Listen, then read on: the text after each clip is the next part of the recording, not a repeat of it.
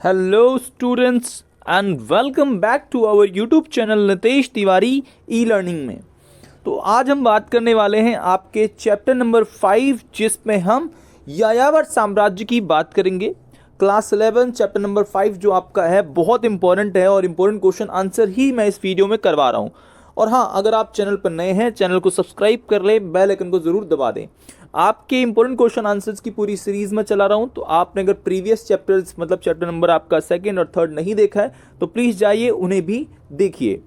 जैसा कि हम वादा आपसे कर रहे हैं कि 95% पक्के, इसका कारण ये है कि लगभग हम जो सारे क्वेश्चंस करवा रहे हैं वो सारे क्वेश्चन ही इंपॉर्टेंट है। और अगर आपने यह वीडियो देख ली तो आपको किसी और वीडियो को देखने की जरूरत नहीं पड़ेगी। तो आपका चैप्टर नंबर जो 5 है यायावर साम्राज्य, इसमें सबसे पहले जो मैं आपको बताने का प्रयास करूंगा वो यही रहेगा कि यायावर का अर्थ क्या होता है, यायावर का मतलब क्या होता है। देखिए, यायावर वास्तविक अर्थों में अगर मैं कहूं तो घुमक्कड़ लोगों में से थे जो एक जगह से दूसरी जगह जाते थे। मतलब आज यहाँ है, कल यहाँ है, परसों यहाँ है, मतलब एक जगह ये टिक नहीं रहे, मतलब घूमे जा रहे हैं, ठीक है। तो ये यायावर लोग हुआ करते थे। अब ये बात है आपकी लगभग 13वीं और 14वीं शताब्दी की, जहां विशालकाय साम्राज्य की स्थापना करते हैं। विशालकाय का मतलब बहुत बड़े साम्राज्य की स्थापना ये लोग करते हैं और उसका जो व्यक्ति करता है उसका नाम होता है चंगेज खान। कौन होता है? Genghis Khan.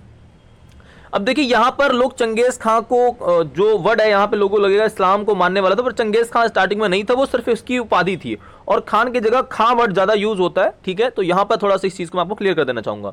दूसरा, चंगेज खान जो साम्राज्य था वो यूरोप और एशिया में फैला हुआ था। कहां पर? यूरोप और एशिया में फैला हुआ था। यायावर साम्राज्य जो है अवधारणा थोड़ी सी विरोधात्मक है। अब देखो, ये लाइन बहुत मतलब टफ लगी होगी, लेकिन मैं बहुत प्यार से अच्छे समझा देता हूं। इसका मतलब यह है कि मान लीजिए कोई इंसान आज यहां है, कल यहां है, परसों यहां है, या फिर उसके बाद कहीं यहां पहुंच गया, फिर यहां पहुंच गया। तो एक आदमी जो अपनी जगह पर टिक ही नहीं रहा है तो वो एक साम्राज्य कैसे बना लेगा, एक बहुत बड़ा साम्राज्य कैसे बना लेगा? तो ये एक विरोधात्मक है कि आज ये लोग मतलब कहीं और है, फिर कहीं और है, तो ये साम्राज्य कैसे बना लिया, इसको लेकर थोड़ा सा डाउट है। दूसरा, क्योंकि ये मूलतः घुमक्कड़ थे, जैसा मैंने आपको कहा कि आज यहां कल वहां, इन्होंने पार महाद्वीपीय साम्राज्य की स्थापना की और अपना एक बहुत मतलब भयानक सैनिक जो तंत्र है और शासन जो प्रणाली का तरीका है उसका मतलब इन्होंने शुरुआत करी थी। तो ये मतलब चीज है। पार महाद्वीप का मतलब होता है एक महाद्वीप से दूसरे महाद्वीप में बात कर रहा है साम्राज्य की मतलब। दूसरा, यायावर समाज के ऐतिहासिक स्रोत क्या है, हम कैसे समझ सकते हैं कि यायावर लोग कौन थे, कैसा समाज था? तो देखिए, एक तो इतिवृत्त होता है। इतिवृत्त मतलब राजा महाराजाओं के बारे में लिखे जाने वाला, इतिवृत्त को मतलब राजा महाराजा के विषय में लिखा जाता ज्यादातर वैसे। दूसरा है यात्रा वृत्तांत। मान लीजिए यहां कोई साम्राज्य है तो यहां से कोई व्यक्ति गुजरा, फिर यहां गुजरा, फिर यहां आया, तो वो जब घूमेगा या आएगा उस इलाके में तो उस इलाके में अपने एक्सपीरियंस को शेयर करेगा, अपनी बातों को शेयर करेगा। तो इस प्रकार से ये मतलब रहा। तीसरी चीज हमारी नगरीय साहित्य के दस्तावेज। अब नगरों में हमेशा से जो पढ़ाई है या शिक्षा का स्तर है वो अच्छा रहा है, तो वहां पे साहित्य लिखे जाते थे, तो वहां पर भी इनके बारे में वर्णन किया गया है। इसके अलावा जो चीनी लोग हैं, मंगोली लोग हैं, मंगोल के खुद के, फारसी और अरबी लोगों में भी इनका वर्णन उपलब्ध हमें मिल जाता है कि मंगोल साम्राज्य रहा। चीनी, मंगोलियाई, फारसी, अरबी, इतालवी, लैटिन, फ्रेंच और रूसी स्रोतों में भी मंगोल साम्राज्य के बारे में महत्वपूर्ण जानकारी हम प्राप्त कर सकते हैं। तो ये तरीके हमारे पास रहे मंगोल साम्राज्य के बारे में जानने का। इसके अलावा देखिए, मध्य एशिया के यायावर जो साम्राज्य की विशेषता क्या रही, तो देखिए इन्होंने 13वीं और 14वीं शताब्दी में पार महाद्वीपीय साम्राज्य की स्थापना करी और जो स्थापना करी थी वो चंगेज खान ने की थी। किसने की थी? चंगेज खान ने की थी। इसके अलावा उनका जो साम्राज्य रहा वो यूरोप और एशिया तक विस्तृत था, मतलब एक जगह पर नहीं रहा, बहुत बड़े विशाल। जबकि आपको पता होगा विश्व का सबसे बड़ा महाद्वीप अगर हमारा तो है तो एशिया महाद्वीप है, और यूरोप महाद्वीप जो है वो उसके बाद मतलब काफी छोटा है उसके मुकाबले, लेकिन फिर भी दोनों में अगर कर रहा है, शासन कर लिया, तो बहुत बड़ी उपलब्धि है चंगेज खान के लिए रही है। उसके अलावा कृषि पर आधारित जो चीनी साम्राज्य का निर्माण एक प्रकार से था, उसकी तुलना में मंगोलीय यायावर लोग थोड़े दीनहीन थे। मतलब चीनी लोग कृषि करते थे, थोड़ा अच्छा उनका व्यवस्था रहा, लेकिन मंगोली लोग जो थे वो दीनहीन का मतलब थोड़े गरीब रहे और जटिल जीवन से दूर एक सामान्य जीवन जी रहे थे, मतलब नॉर्मल, जिसे प्रकृति से मतलब अटैच लोग जैसे होते हैं। उसके बाद जो यायावर लोग हैं वो अलग थलग थे थोड़े से, और द्वीप के निवासी जिन ऐतिहासिक परिवर्तनों को प्रभाव ना पड़े, वो थोड़ा सा उन पर ज़्यादा प्रभाव पड़ता नहीं था, क्योंकि वो ये अलग थलग थे थोड़े इस अपने संस्कृति के मामले में, अपनी चीज़ों के मामले में। और इन समाजों ने विशाल विश्व के अनेक देशों से संपर्क रखा, उनके ऊपर अपना प्रभाव छोड़ा, मतलब अपनी बातें छोड़ी, और बहुत कुछ सिखाया हमें। किसने? मंगोल साम्राज्य, यायावर साम्राज्य जो आपका रहा चंगेज खान का। अब यहां पर एक क्वेश्चन आता है कि बर्बर कौन होते हैं भाई, 1 या 2 नंबर में क्वेश्चन आया करता है बर्बर कौन है। तो बर्बर जो है वो गैर यूनानी लोगों के लिए प्रयोग हुआ है। किसके लिए? गैर यूनानी। तो इसमें है बारबरोस जो शब्द है उससे उत्पन्न होता है, बाद में चल के गैर यूनानी वर्ड यूज होता है बर्बर के लिए। और बर्बर का मतलब यह भी होता है कि ये लोग जो होते हैं वो सभ्य नहीं होते। क्या नहीं होते हैं? सभ्य नहीं होते हैं मतलब। अब मंगोल की सामाजिक स्थिति कैसी रही? देखो यार, मंगोल का समाज बहुत विविध सामाजिक समुदाय थे, जिसमें पशुपालक भी रहे और शिकारी संग्राहक भी रहे। कुछ लोग पशुपालन करते थे तो कुछ लोग शिकार का काम करते थे। अब पशुओं में घोड़े हो गए, भेड़ हो गई, ऊंटे हो गए, इनका वो पालन पोषण किया करते थे, जीवन यापन अपना। और पशुपालक मध्य एशिया के घास के मैदान में रहते थे और छोटे छोटे शिकार भी उपलब्ध वहां हुआ करते थे। शिकारी संग्रहक साइबेरिया के वनों में, साइबेरिया जो इलाका है वो रूस के इलाके में है ऊपर की तरफ, तो वो साइबेरिया वहां है, उसके वनों की तरह तब पशुपालकों की तुलना में थोड़ी गरीब थे। मतलब जो ये शिकारी संग्राहक थे, कहने का मतलब इसका, वो पशुपालकों की तुलना में थोड़े गरीब थे। अब देखो शिकारी संग्रहक क्या होता है, मान लीजिए कोई जानवर है, ठीक है जी, जानवर है, तो जानवर को इन्होंने मारा और मार के खा लिया। क्या कर लिया? खा लिया, खत्म, न बेचने का कुछ करा ना कुछ। लेकिन जो पशुपालक थे वे भेड़ों के माध्यम से एक प्रकार से अपनी इसको भेड़ को बेचते, जानवरों को बेचते, अपने लिए चीजें भी खरीदते, और उनकी थोड़ी सामाजिक स्थिति थोड़ी अच्छी भी एज कंपेरिजन टू शिकारी संग्रह, क्योंकि प्रकृति में निर्भर थे और ये थोड़ा बाजार मूलक रहा जो पशु को पालते थे।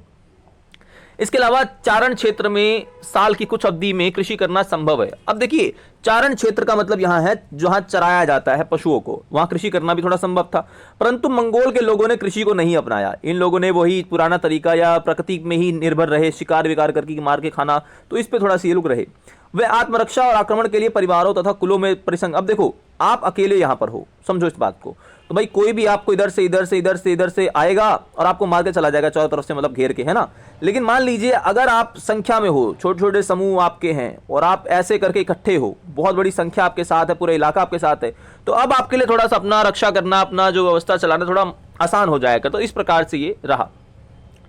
वे लोग पशुधन के लिए लूट मार करते थे, जो चारागाह क्षेत्र है उसके लड़ाइयां करते थे। अब पशुओं को मतलब, क्योंकि वो देखो प्रकृति में निर्भर है, कुछ ज्यादा नॉलेज है नहीं, कुछ खास व्यवस्था है नहीं, तो वो लूट मार करते ताकि छीन ले और काम हो जाए। और चारागाह क्षेत्र जहां वो पशु को चरा सके, इसको लेकर भी लड़ा करते थे। तो ये व्यवस्था भी वहां थोड़ी रही।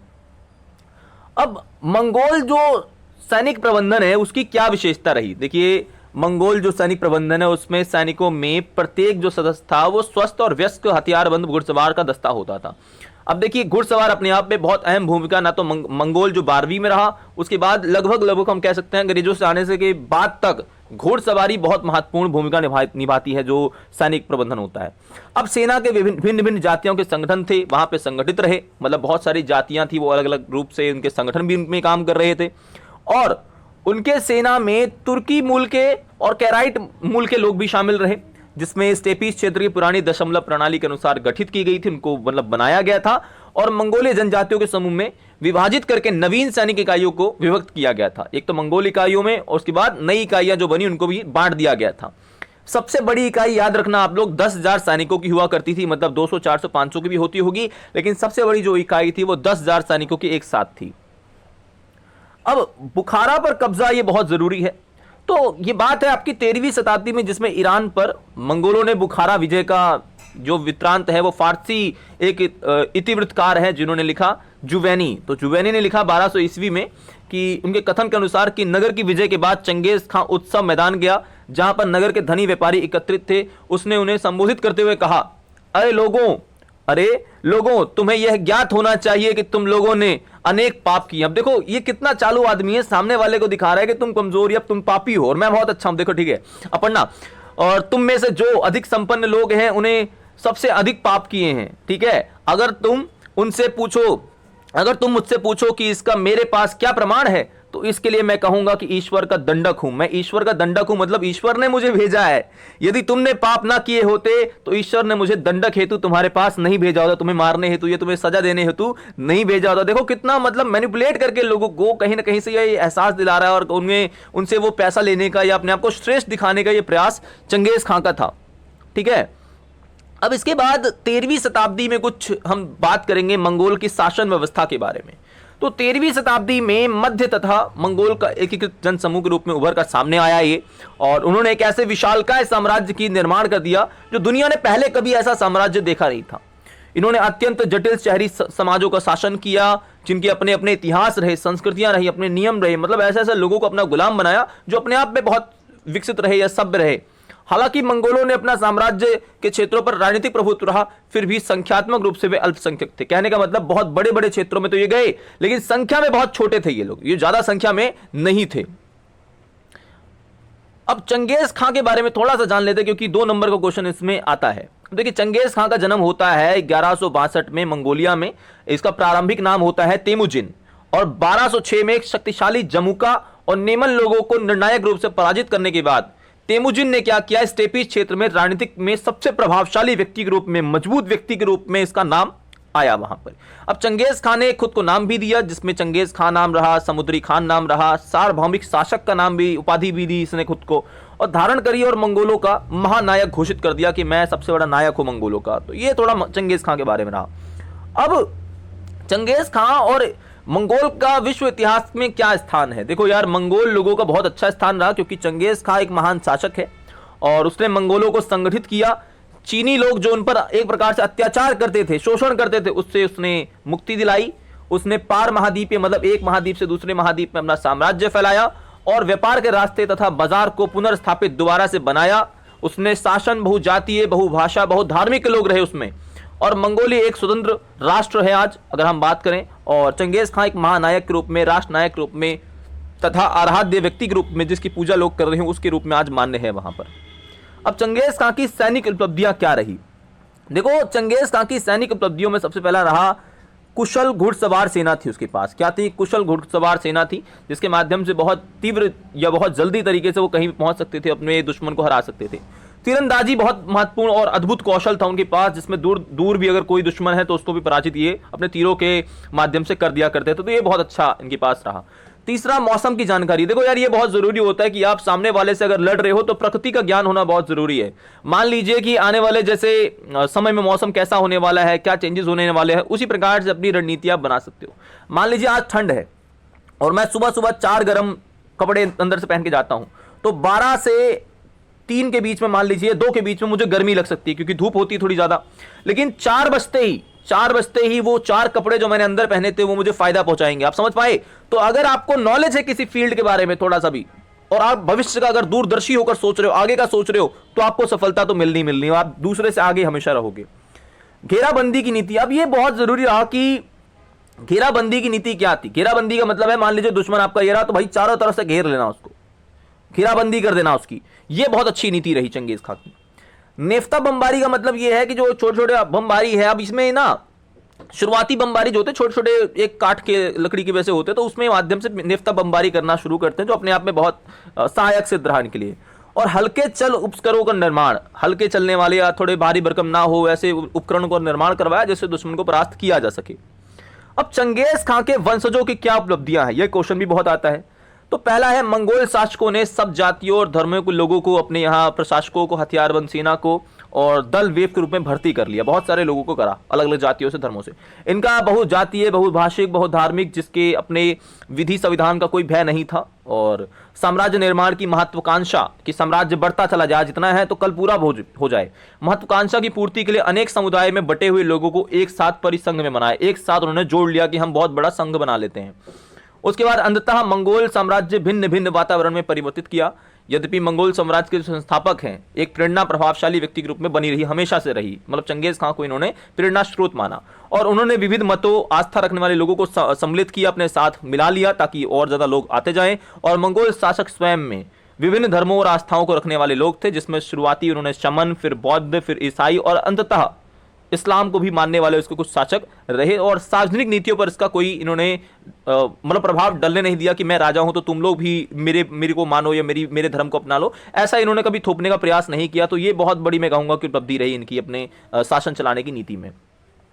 उसके बाद चंगेज खान की उपलब्धियां क्या रही। देखो यार, चंगेज खान के लिए अगर हम बात करें तो मंगोल का अब तक सबसे बड़ा महान शासक था, और निम्नलिखित उसकी उपलब्धियां रही। और उसके अलावा उसने मंगोलों को संगठित किया, एक किया, लंबे समय से चली आ रही जो कबीलाई लड़ाइयां हैं और चीनियों के द्वारा जो शोषण है उससे मुक्ति दिलाई। साथ ही उसने समृद्ध बनाया मंगोल को, और शानदार पार महाद्वीप साम्राज्य की स्थापना करी। उसने व्यापार और रास्तों को, बाजारों को पुनर्व्यवस्थित कर दिया, और उसी के साथ वेनिस के मार्को पोलो की तरह दूर के यात्री को आकर्षित किया कि भाई आओ इस तरीके से मतलब हमारे इलाके में, तो इस तरह से थोड़ा सा प्रभाव किया। और चंगेज खान ने इन परस्पर विरोधी चित्रों का एक प्रकार से कारण मात्र से परिप्रेक्ष्य में भिन्न भिन्न, बल्कि हम कहेंगे अगर विचार है तो उसे सोचने पर मजबूर करा। और किसी भी प्रभावशाली दृष्टिकोण को अगर हम देखते हैं तो मिटाने, अगर मैं कहूंगा तो ये मिटाने की कोई खास उसमें दृष्टि नहीं डाली गई। यहां पर मैं कहूंगा कि चंगेज खान एक बहुत दूरदर्शी आदमी रहा, जिसने अपने विरोधियों को भी एक प्रकार से बहुत समझा और उसके बाद ही इसने उस वहां पर अपना जो प्रभाव है, अपनी जो नीतियां हैं वो लागू करवाने का इसने प्रयास किया। अब तैमूर और चंगेज खां के वंश में क्या संबंध है, तो देखो बात यह है कि 14वीं और शताब्दी के अंत में मतलब क्या होता है, तैमूर एक विश्वव्यापी राज्य की महत्वाकांक्षा रखता था। उसने अपने को राजा घोषित करने का संकोच अनुभव किया कि भाई मैं कैसे घोषित करूं, क्योंकि वह चंगेज खां का वंशज नहीं था। अब चंगेज खां का वंशज नहीं था तो कैसे हो सकता है, क्योंकि चंगेज खां के वंशज ही ज्यादातर मतलब अपने को राजा घोषित करते थे। तब उसने अपनी स्वतंत्र संप्रभुता की घोषणा की और अपने को चंगेज खानी परिवार के दामाद के रूप में प्रस्तुत किया और खुद को फिर उसने जो विश्वव्यापी राजा है, जो अपना राजा अपने आप को घोषित वो करना का जो उसका प्रयास रहा उसको कर लिया उसने। अब यास क्या है ये बहुत जरूरी है, 2 नंबर में क्वेश्चन ये भी आता है। तो यास को प्रारंभिक रूप में यासक लिखा जाता था और इसे चंगेज खान ने 1206 में कुरिलताई लागू किया। अब कुरिलताई में मतलब लागू किया जगह है और इसका अर्थ था विधि या ज्ञप्ति या आदेश, मतलब यास का मतलब है ये, ठीक है। इसमें प्रशासन, जो प्रशासनिक विनियमन है या आखेट है, सैन्य है या डाक संगठन के बारे में लिखा हुआ था, यास के बारे में। अब मंगोली शासन व्यवस्था में यास की क्या भूमिका रही, देखिए यास अगर हम बात करें तो प्रारंभिक रूप से यासक एक नियम संहिता है, 1 नंबर में अगर कहूं नियम संहिता है, जिसे चंगेज खान ने 1206 में कुरिलताई में लागू किया। यास का अर्थ है विधि, यज्ञप्ति या आदेश, और आखेट सैन्य और डाक संगठन में इसका इस्तेमाल हुआ। अर्थ में अगर हम बात करें तो 13वीं शताब्दी में मंगोलों द्वारा एकीकृत साम्राज्य में स्थापना करने में इसने भूमिका निभाई और इसके द्वारा जटिल शहरी समाजों पर शासन और संख्यात्मक रूप से अल्पसंख्यक रूप में करा। और अपनी पहचान और विशिष्टता की रक्षा के लिए यास पवित्र नियम के आविष्कार का दावा करता है कि ये पवित्र नियम है। यास को अपने पूर्वजों मतलब चंगेज खां की संहिता कहकर के प्रजा पर लागू करवाया कि हमारे पूर्वजों की है। और यास समान आस्था रखने वाले मंगोलों को संयुक्त, जो समान एक प्रकार से आस्था रखते थे चीज़ों में, विश्वास बातों में, उनको एक किया। और चंगेज खां व उनके वंशजों को भी एक प्रकार से एक किया या पास लाया, ये निकटता लाई। और यास ने वंशजों की कबीलताई पहचान बरकरार रखी कि हर कबीले की अपनी पहचान रहेगी, और पराजित लोगों पर नियम लागू करने का आत्मविश्वास दिलाया कि जो भी पराजित हमसे हैं उन पर यास लागू किया जाएगा। अब चंगेज खां की कल्पना शक्ति से प्रेरित था और विश्वव्यापी मंगोल राज्य की संरचना में सहायक रहा क्या, यास, जो कि जिसको हम कानून व्यवस्था वो मान रहे हैं, शासन चलाने की कला। अब 13वीं शताब्दी के पूर्वार्ध में हुए युद्धों से हानियां क्या हुई, तो इन युद्धों में नगर के नगर नष्ट हो गए, कृषि भूमि नष्ट हो गई, व्यापार चौपट हो गए, और दस्तकारी जो वस्तुएं हैं उनमें हम कहेंगे कि वो लगभग उत्पादन बंद हुआ, व्यवस्था अर्थव्यस्त हो गई, सारी चीज़ें, सैकड़ों हजारों लोग मारे गए, कहीं ना कहीं दास बना लिए गए, और संभ्रांत लोगों और कृषक दोनों को हानि हुई। संभ्रांत का मतलब है पैसे वाले लोगों को भी, और कृषक मतलब आम लोगों को भी हानि हुई, तो सभी को मतलब हानि हुई। अब आप वीडियो में अंत तक बने हुए हैं तो बोनस क्वेश्चन जरूर देख के जाइए। देखिए यहाँ पर क्वेश्चन है कि मंगोलों के पतन का मूल कारण क्या रहा, तो वे संख्या में बहुत कम थे, दूसरा अपनी प्रजा की अपेक्षा करते थे, और या प्रजा की अपेक्षा में काफ़ी सभ्य नहीं थे, प्रजा ज़्यादा सभ्य रही और वो थोड़े असभ्य रहे, मतलब बर्बर रहे, और आपसी विरोध और अपनी सभ्यता को विजित क्षेत्रों की सभ्यता में मिलाना थोड़ा सा उनके लिए नहीं कर पाए। और मंगोलों द्वारा अन्य धर्मों को अपनाया जाना, मतलब एक ही धर्म में अगर वो टिके रहते तो हो संभवतः कि वह आगे बढ़ सकते थे, लेकिन वो बदलते रहे, मतलब उनके शासकों ने अलग नए धर्मों को अपनाया, तो वो भी कारण रहा इनके मतलब साम्राज्य के खत्म का। आशा करता हूँ आप वीडियो को अंत तक देख रहे हैं, आपको वीडियो अच्छी लगी होगी, समझ आई होंगे क्वेश्चन आंसर्स। तो अगर आप चैनल पर नए हैं, चैनल को सब्सक्राइब कर लें, बेल आइकन को जरूर दबा दें। तो इसी के साथ दोस्तों, जय हिंद, जय भारत।